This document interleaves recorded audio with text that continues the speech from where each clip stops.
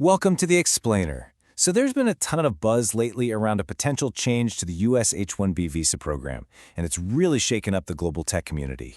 Today we're going to dive into a viral take from one popular Indian YouTuber on what this could all mean for hundreds of thousands of professionals. So, the YouTuber we're looking at today, he just drops this bombshell number right at the start of his video, 88 lakh rupees. I mean, wow. He claims this could be the new fee for an H-1B visa.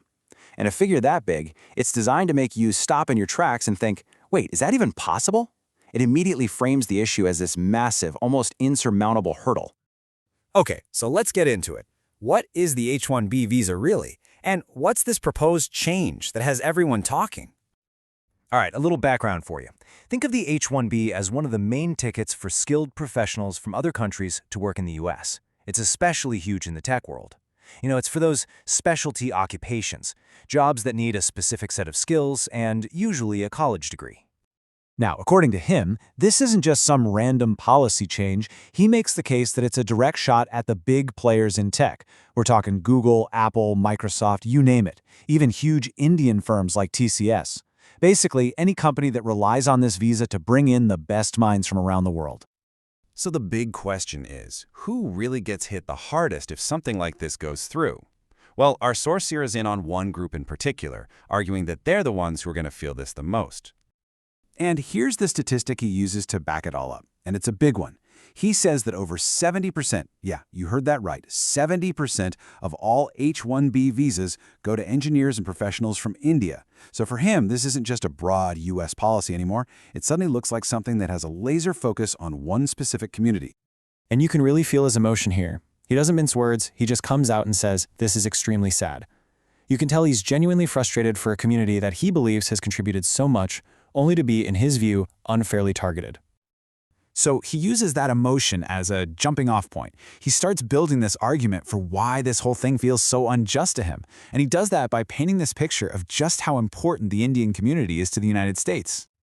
And look at how he lays it out. His point is crystal clear. This community isn't a burden on the system, it's a massive asset to the American economy. He describes them as super talented, hardworking, one of the most well-read groups, major taxpayers, and absolutely essential to some of the biggest companies in the U.S. Okay, so after he's laid out the problem and explained why he feels it's so unfair, the whole video just takes this massive pivot. He shifts gears completely, moving away from frustration about U.S. policy and turning it into a direct call to action for his own community. And get this, instead of suggesting ways to fight the policy, he offers something totally different, almost radical. He basically looks at his audience of brilliant Indian professionals and says, hey, maybe the answer isn't to stay here and fight this uphill battle. Maybe it's time to come home and build the future of India. And this quote right here, it's the heart of his new message. He's completely flipping the script.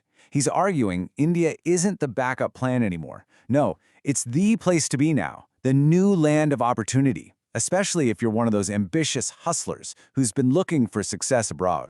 So then he lays out this whole new vision, right? An India powered by its returning talent.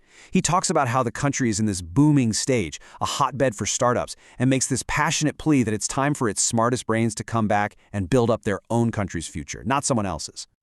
All right, so as he wraps up, he does acknowledge that this whole thing is complicated. But then he leaves his viewers with one last question that's really designed to make you think. He kind of comes full circle, He goes back to that initial feeling, calling the policy a very unfair negotiation. But what's really interesting is, after making this powerful pitch for everyone to return to India, he pulls back. He very deliberately avoids telling people what to think about the politics of it all. Instead, he just puts the question out there to his audience, plain and simple. Is Trump right or is Trump wrong? And that really leaves us with a much bigger question to chew on, doesn't it? It's about the global flow of talent. What really happens when a nation's policies start to clash with the aspirations of the very people who help build its success?